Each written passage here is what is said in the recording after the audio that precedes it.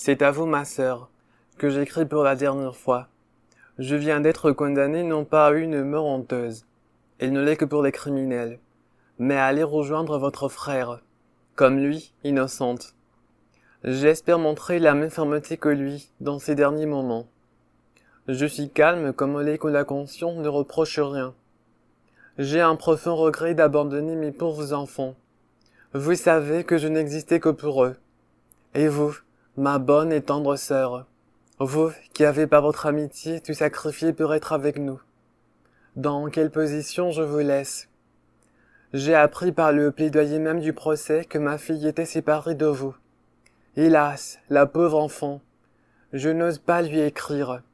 Elle ne recevrait pas ma lettre. Je ne sais même pas si celle-ci vous parviendra. Recevez pour eux deux ici ma bénédiction.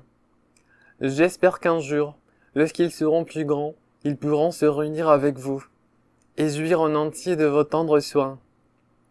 Qu'ils pensent tous deux à ce que je n'ai cessé de leur inspirer, que les principes et l'exécution exacte de ces devoirs sont la première base de la vie, que leur amitié et leur confiance mutuelle en feront le bonheur, que ma fille sente qu'à l'âge qu'elle a, il doit toujours aider son frère pour les conseils que l'expérience qu'elle aura de plus que lui et son amitié pourront lui inspirer.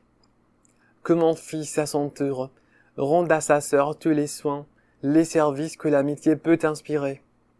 Qu'ils sentent enfin tous deux que, dans quelque position où ils pourront se trouver, ils ne seront vraiment heureux que par leur union.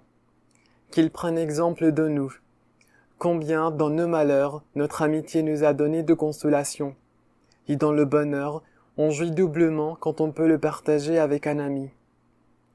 Et où en trouver de plus tendre, de plus cher que dans sa propre famille? Que mon fils n'oublie jamais les derniers mots de son père, que je lui répète expressément. Qu'il ne cherche jamais à venger notre mort. J'ai à vous parler d'une chose bien pénible à mon cœur. Je sais combien cet enfant doit vous avoir fait de la peine. Pardonnez-lui, ma chère sœur. Pensez à l'âge qu'il a, et combien il est facile de faire dire à un enfant ce qu'on veut, et même ce qu'il ne comprend pas. Un jour viendra, j'espère, où il ne sentira qu'au mieux tout le prix de vos bontés, et de votre tendresse pour tous deux. Il me reste à vous confier encore mes dernières pensées.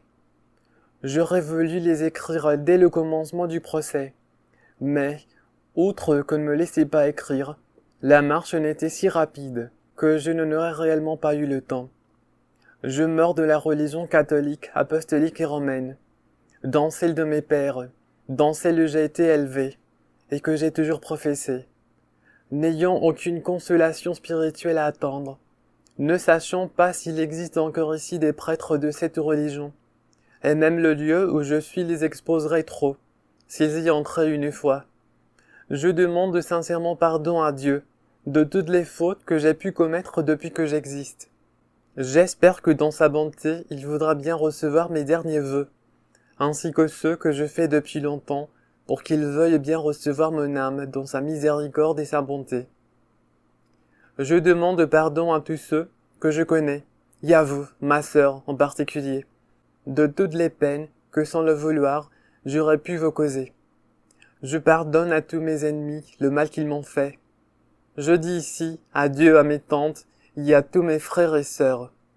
J'avais des amis, l'idée d'en être séparés pour jamais, et leurs peines sont un des plus grands regrets que j'emporte en mourant. Qu'ils sachent, du moins, que jusqu'à mon dernier moment, j'ai pensé à eux. Adieu, ma bonne et tendre sœur. Puis cette lettre vous arriver. Pensez toujours à moi. Je vous embrasse de tout mon cœur, ainsi que ces pauvres chers enfants. Mon Dieu, qu'il est déchirant de les quitter pour toujours. Adieu, adieu. Je ne vais plus m'occuper que de mes devoirs spirituels.